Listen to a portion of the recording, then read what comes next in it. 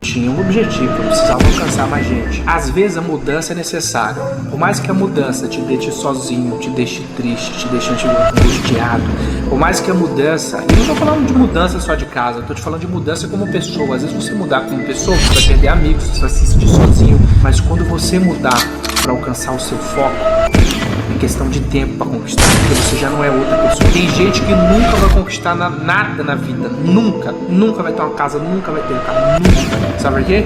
Porque ele vai continuar sempre sendo o velho Roberto de sempre, o velho Maurício de sempre, o velho Rodrigo de sempre. Tem um filósofo que falou uma coisa, não é um filósofo, é um cientista. Eu acho que foi até o Einstein que falou: se você quer resultado diferente, faça coisas diferentes. Fique com essa reflexão, gente. Há uns anos atrás,